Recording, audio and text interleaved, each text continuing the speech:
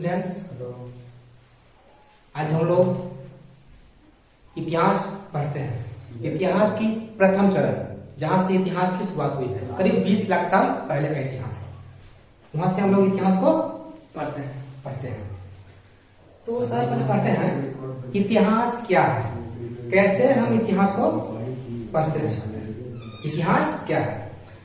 तो इतिहास अतीत में, मतलब कि बैक में घटित हुई घटनाओं को इतिहास कहते हैं।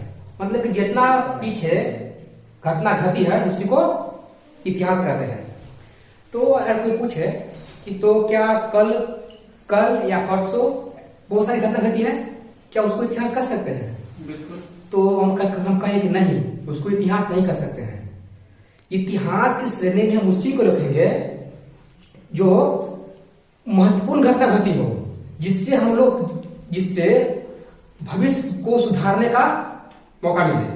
जैसे कि मानते हैं कोई राजा ने कोई गलत काम किया, जिसके कारण उसकी सत्ता चली गई।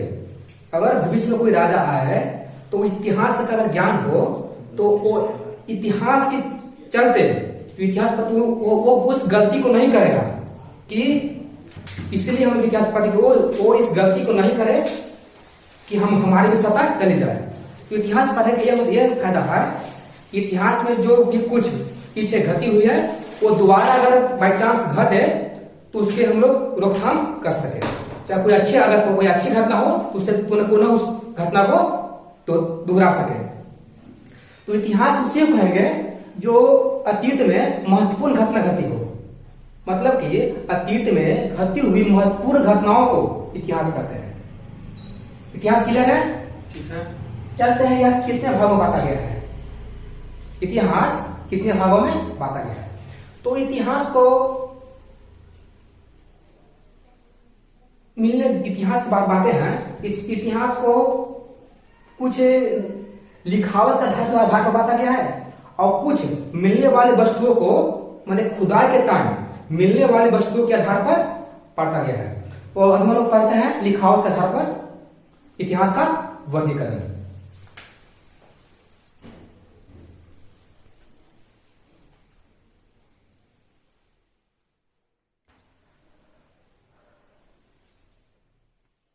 इतिहास को मुख्यतः 3 भागों में बांटा गया है। पहला है प्राक इतिहास,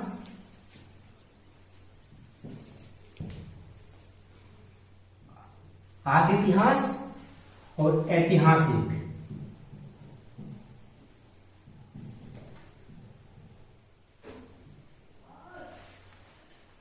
प्राक इतिहास, आदि इतिहास और ऐतिहासिक।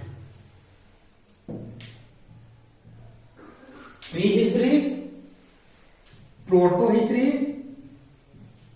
और हिस्टोरिकल।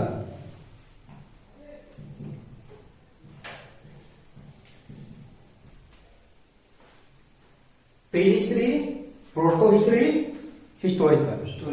प्राग इतिहास, आदि इतिहास, ऐतिहासिक। तो हम लोग अभी हम लोग पढ़ते हैं क्या? प्राग इतिहास। क्या पढ़ते हैं? प्राग इतिहास। प्राग इतिहास।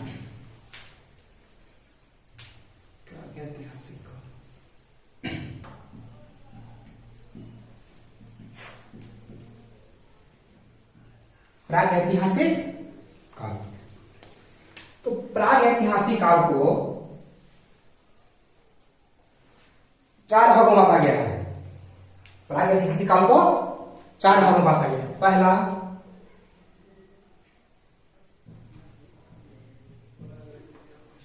पाषाण काल, दूसरा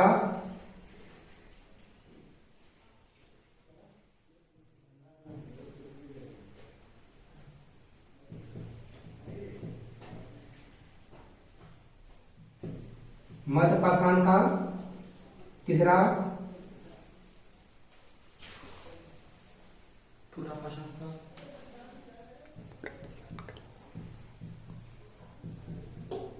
नव पाषाण काल,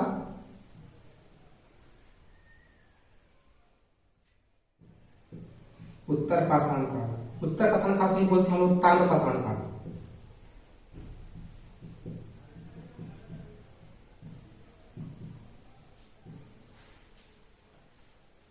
पाषाण काल, मध्य पाषाण काल, नव पाषाण काल, ताम्र पाषाण काल। पाषाण काल को भी हम लोग बोल सकते हैं क्वेश्चन पूर्व पाषाण काल।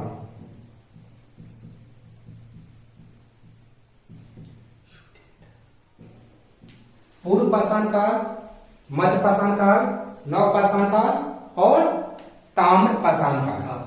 अब इस चार के बारे में खासियत क्या है?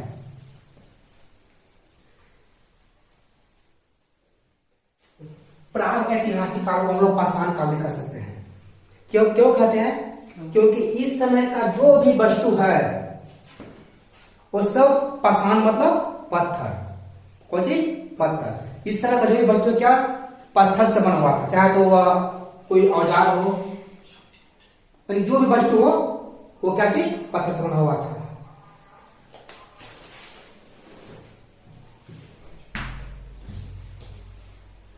जो पाषाण काल के लोग थे, जो पाषाण काल के लोग थे, वो मुख्यतः उसका कोई चीज से लेना देना नहीं था। उनको सिर्फ था खाना खाना है और पेट भरना है।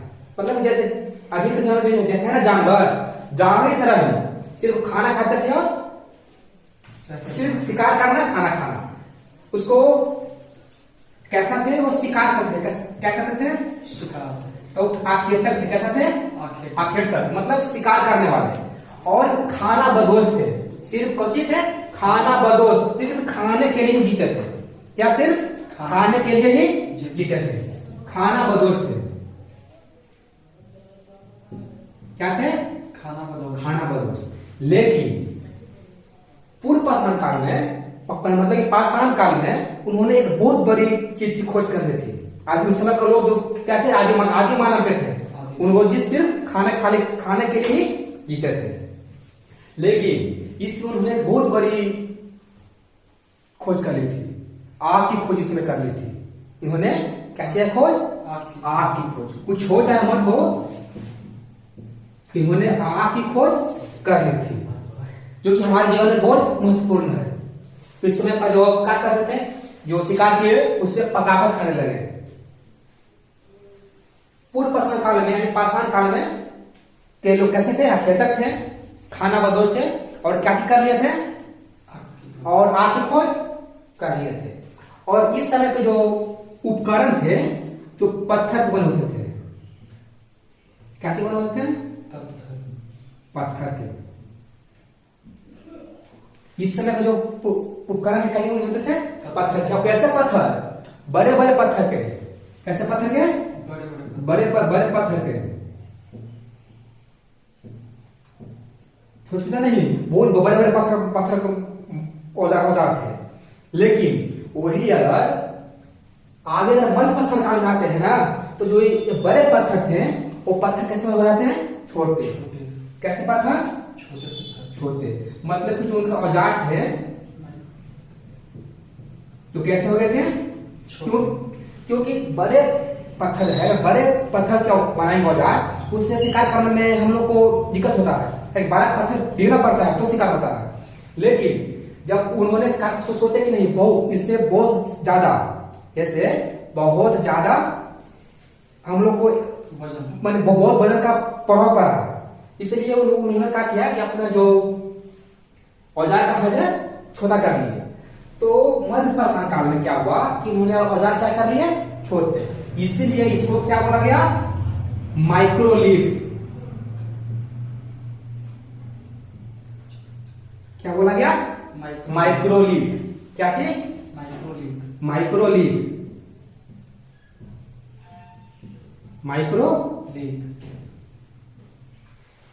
इसे समझ सकते हैं क्या? ये माइक्रो मतलब छोटा और लिथ मतलब पत्थर, मतलब कि छोटे पत्थर।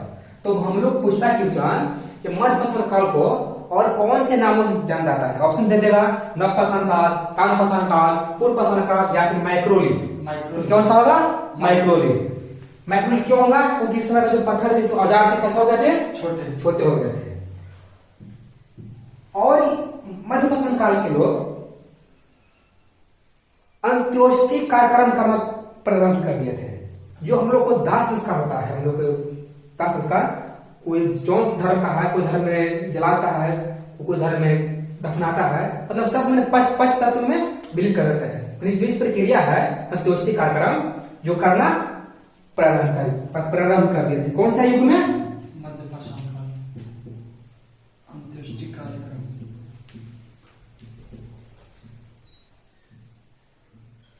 अंत्योष्टि कार्य करना प्रारंभ कर दिए थे। कौन से युग में? मध्य पाषाण काल में। कौन से युग में? मध्य पाषाण काल में। पूर्व पाषाण काल में क्या किए? आग की खोज किए। उस समय का लोग कैसे थे? उस समय का लोग आखिर तक थे, खाना बदोश थे। लेकिन वही मध्य पाषाण काल में आए तो जो बड़े बड़े औजार थे कैसा हो गए? छोटे हो गए। और इस समय लोग अंत्योष्टि कार्यक्रम करना शुरू कर दिए, प्रारंभ कर दिए। यहाँ तक मध्य पाषाण तक क्लियर। अब हम लोग आते हैं नव पाषाण काल।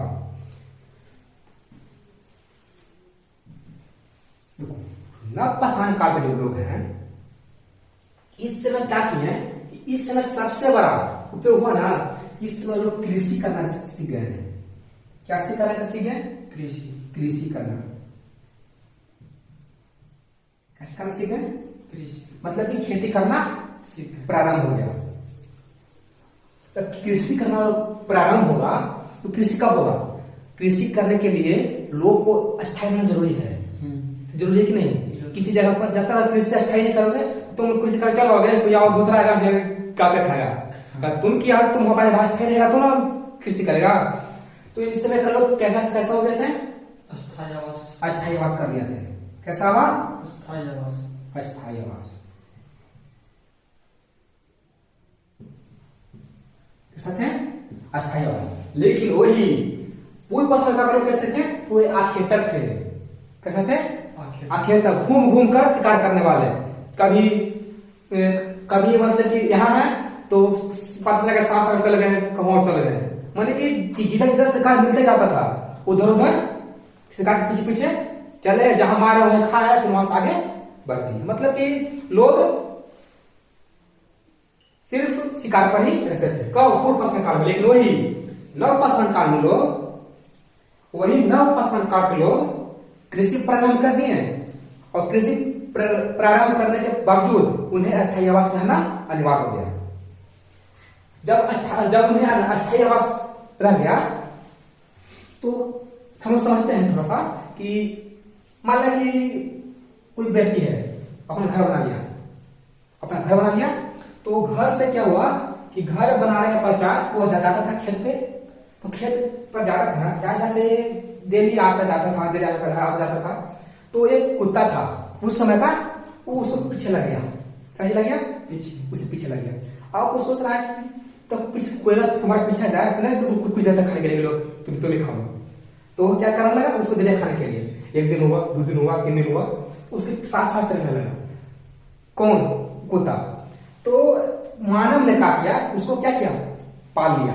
कुत्ता को डेली खाना देने लगा, उसके साथ जहां जाए उसके साथ कुत्ता उसके साथ रहने लगा।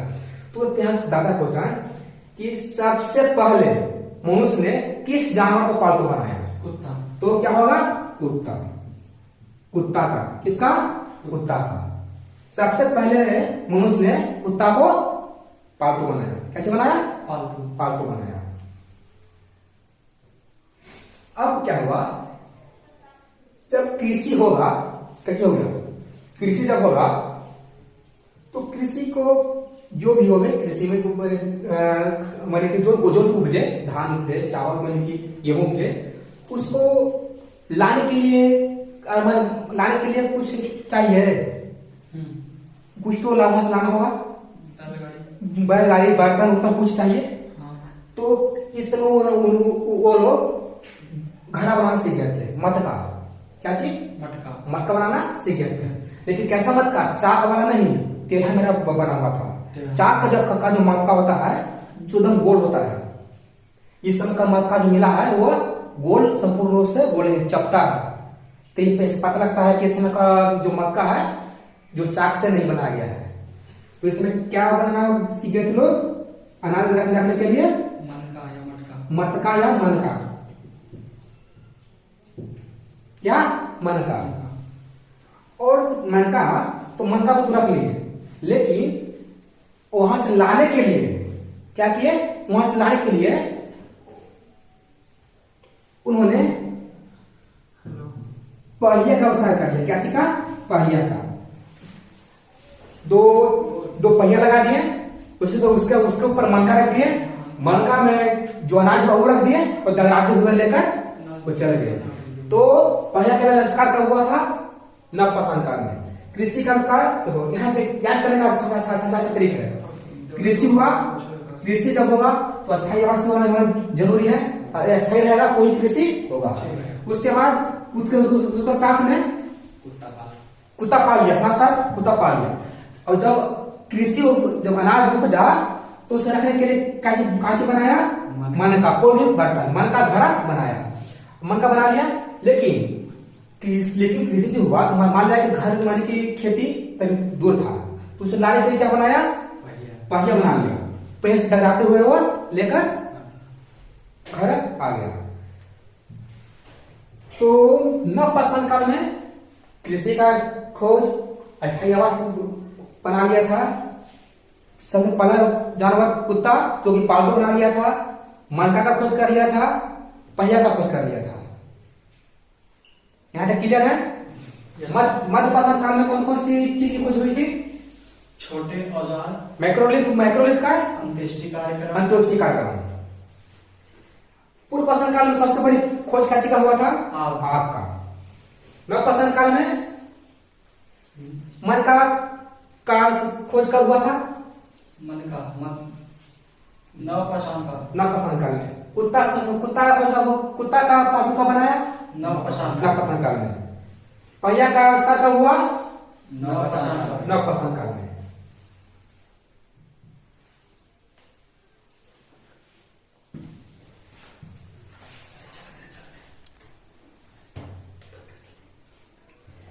घूमते नहीं थे।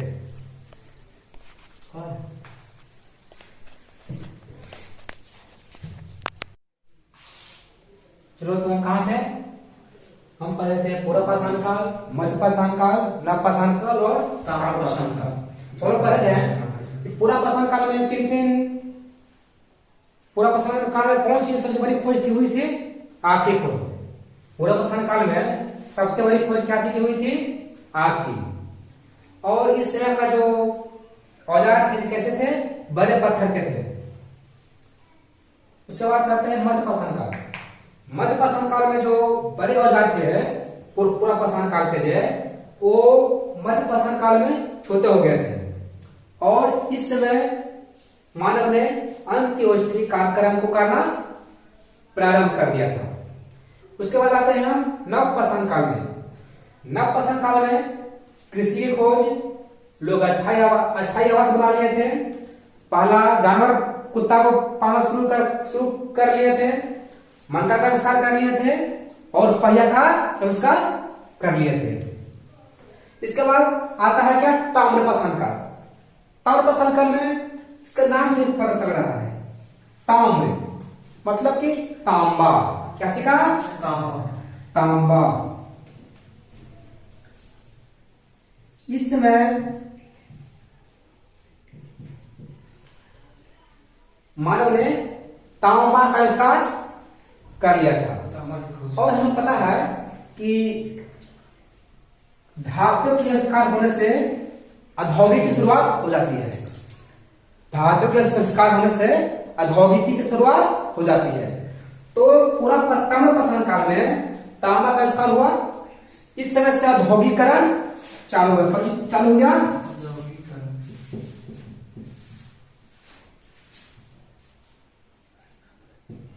इस समय से औद्योगिकरण चालू हो गया। इस समय से फैक्ट्री बनना चालू हो गए थे। और ये जो फैक्ट्री बन रहे थे, इसका जो पूर्ण विस्तार है ना, जो हमें आदि इतिहास में देखने को मिलता है। क्या चीज में, जो ताम्रपाषाण काल में तांबा का आविष्कार हुआ, इसके कारण औद्योगिकरण चालू हुआ। औद्योगिकरण से बड़े बड़े फैक्ट्री बनना चालू हुए, बड़े बड़े इमारत बनना चालू हुए। इसका जो पूर्ण विस्तार है जो हम लोग आज इतिहास में पढ़ेंगे। आज थोड़ा सा और जहां था टॉपिक है देख लेते हैं। एक हमको देख लेते हैं, इतिहास तो पढ़ लिए, लेकिन इतिहास का पिता किन्हें कहा जाता है? Father of history. इतिहास का पिता कौन है? किसका पिता? इतिहास के पिता। तो इतिहास के पिता कौन है? इतिहास के पिता कहते हैं हेरोडोटस को। हेरोडोटस। क्या चीज? हेरोडोटस।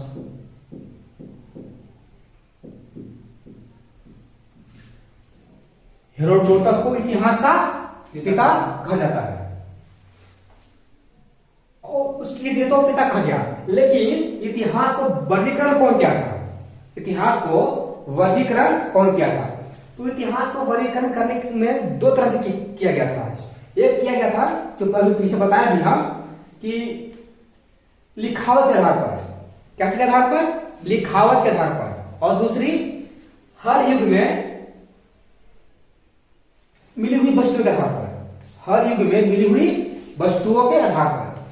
तो हम पढ़ते हैं कि लिखावट के आधार पर वर्गीकरण कौन किया? तो लिखावट के आधार पर वर्गीकरण जॉन ब्रूसफ्रूट ने किया था। कौन? जॉन ब्रूसफ्रूट। लिखावट के आधार पर वर्गीकरण। लिखावट के आधार पर कौन किया था? जॉन ब्रूसफ्रूट। जॉन ब्रूस ने। वही जॉन ब्रूस ने। और मिलने वाली वस्तुओं के आधार पर जो वस्तु मिला है, जैसे हमें इस समय मिला है क्या? इस समय मिला है तांबा को जो है, तो इसको बोलते हैं ताम्रपाषाण काल। कौन सी? ताम्रपाषाण काल। इस समय हुआ था कांसा की खोज, इसको बोलते हैं कांस्य युगीन सभ्यता। यानी कांस्य युगीन सभ्यता यानी कि कांसा का समय। इसने कहा था इस समय हुआ था लौह का आविष्कार हो गया था, इसको बोलते हैं लौह युगीन सभ्यता। ताम्र युगीन सभ्यता, कांस्य युगीन सभ्यता, लौह युगीन सभ्यता। तो मिलने वाली जैसे जैसे वस्तु मिला है उस आधार पर वर्गीकरण कौन किया है? तो मिलने वाली वस्तुओं के आधार पर। किसके आधार पर? वस्तुओं के आधार पर। वस्तुओं के आधार पर क्या था? थॉमस ने। किसने? थॉमस ने। मिलने वाली वस्तुओं के आधार पर वर्गीकरण कौन किया था? थॉमस ने। लेकिन लिखावट के आधार पर जॉन ब्रूस ने। तो यहां से एक और प्रश्न उठ कर आता है कि आखिर जो सामान मिला, सामान कहां मिला? कहां से? जो बोला है मिलने वाली वस्तु के आधार पर। तो सामान जो वस्तु है, वस्तु मिला कहां से? ये खोजा कौन? तो इसके लिए एक विभाग है, पुरातत्व विभाग। क्या सीखा? पुरातत्व विभाग, जो जमीन के अंदर खुदाई करवाता है और खुदाई से जो वस्तु निकलता है उसको अपने विभाग में ले जाकर उसको पता लगाता है वो कितने साल पुराना है, कितने साल। तो जो पता लगाया जाता है ना, इसका तो इस प्रक्रिया जो कहते हैं, जो प्रक्रिया से कोई वस्तु को कितने साल पुराना है ये पता लगाया जाता है, उसको बोलते हैं, उसे हम लोग बोलते हैं कार्बन डेटिंग प्रक्रिया। कार्बन डेटिंग प्रक्रिया। कार्बन डेटिंग प्रक्रिया द्वारा कोई वस्तु को हम लोग पता लगाते हैं कि कितना साल पुराना है। तो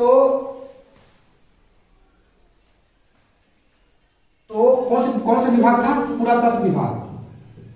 पुरातत्व विभाग।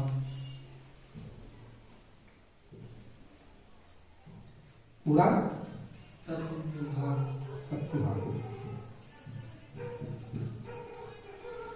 इसका गठन किसने किया था?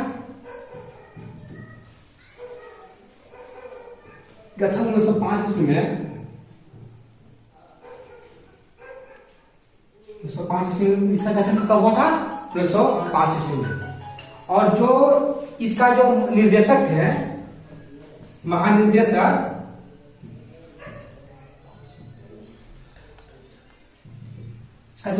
इसका जो थे निर्देशक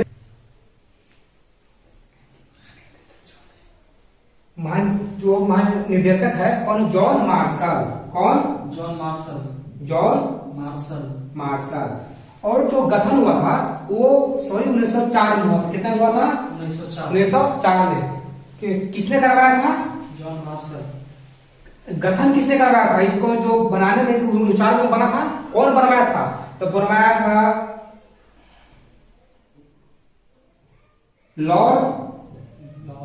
कर्जन ने, लॉर्ड कर्जन, किसने? लॉर्ड कर्जन, जो कि ब्रिटिश ब्रिटिश थे इस समय भारत पर ब्रिटिश शासन था इस समय, उसी समय का गवर्नर था भारत का, उसने 1904 में गठन करवाया। और इसका जो महानिदेशक रखे जॉन मार्शल थे। किसका रखा? जॉन मार्शल थे। इसी विभाग के अंदर कोई वस्तु निकलता है तो उसका परीक्षण होता है, तो परीक्षण होने के पश्चात वो पता लगाया जाता है कि वो कितना साल पुराना है।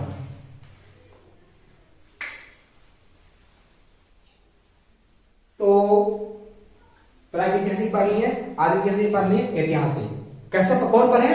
तो हम पढ़े कौन? वस्तु का आधार वर्गीकरण, मतलब कि वस्तुओं के आधार पर कैसे कैसे वर्गीकरण हुआ। इस समय तांबा मिला तो तांबा पाषाण काल, इस समय कांस्य मिला तो कांस्य की संस्था जो आगे पढ़ाएंगे, और इस पर लौह मिला, इसे लौह युगीन सभ्यता।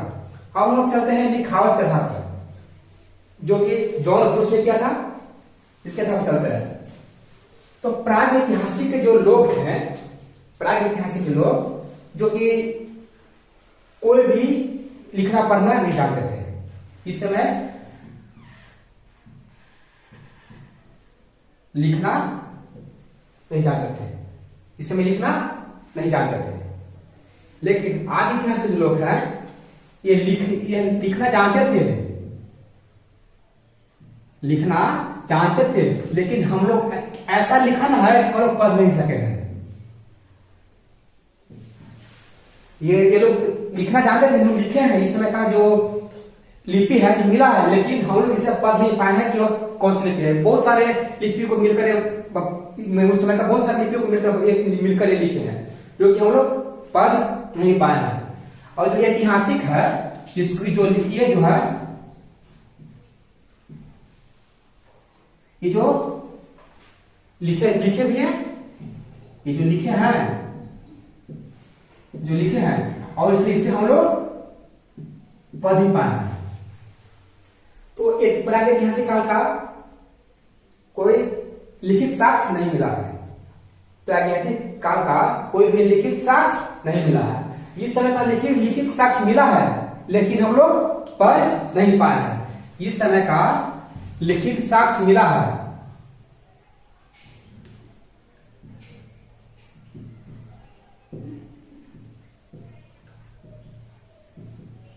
लिखित साक्ष्य मिला है, लेकिन हम लोग पढ़ नहीं पाए हैं। अब इस समय का लिखित साक्ष्य मिला है और हम लोग पढ़ पाए हैं। तो लिखावट के आधार पर वर्गीकरण जॉन ब्रूस ने किया था, और वस्तु के आधार पर वर्गीकरण थॉमस ने किया था। तो यहां तक क्लियर है? इतिहास का पिता इतिहास का पिता हेरोडोटस। इतिहास को वर्गीकरण किया गया है, जो कि दो तरह से किया गया है। पहला तरह से लिखावट के आधार पर वर्गीकरण, दूसरा वस्तुओं के आधार पर वर्गीकरण। लिखावट के आधार पर जो किया वर्गीकरण वो किया है जॉन ब्रूस ने, और वस्तुओं के आधार पर वर्गीकरण थॉमस ने किया है। वस्तुओं के आधार पर वर्गीकरण थॉमस ने किया है। तो हम लोग पढ़ते हैं लिखावट के आधार पर वर्गीकरण, जो कि जॉन ब्रूस ने किया था, जो कि प्रागैतिहासिक काल, आदिऐतिहासिक काल और ऐतिहासिक काल। प्रागैतिहासिक काल में लिखित साक्ष्य नहीं मिला है। इस समय का आगे बोले ना, जो इस समय का खाना बदोश सिर्फ खाना खाते थे और शिकार करते थे। इस समय का कोई लिखित साक्ष्य नहीं मिला, इस समय लोग पढ़ना लिखना नहीं जानते थे। लेकिन आदिऐतिहासिक काल में लोग पढ़ना लिखना जानते थे, लेकिन ऐसा लिखा है ना कि हम लोग पढ़ नहीं पाए। ऐसा लिखा है कि हम लोग पढ़ नहीं पाए, लेकिन लिखित साक्ष्य है। और ये है ऐतिहासिक काल। ऐतिहासिक काल के लोग लिखे हैं, मतलब लिखित साक्ष्य मिला है और हम लोग उसे अच्छी तरह से पढ़ पा रहे हैं, हम लोग पढ़ लिए हैं। और इतिहास का जो मेन भाग है ना, यही है इतिहास का, यही है। हम लोग जितना ए और ए तो करीब 30 से 40 में खत्म समाप्त हो जाएगा, लेकिन जो इतिहास पूरा इतिहास पढ़ना है इसी में पढ़ना है, पूरा इतिहास पढ़ना है जो है इसी में पढ़ना है। पूरा इतिहास कालखंड इसी में है। इसलिए इतिहास का सबसे महत्वपूर्ण भाग हम लोग, ऐतिहासिक को कहते हैं, हिस्टोरिकल को कहते हैं। आज के लिए इतना ही।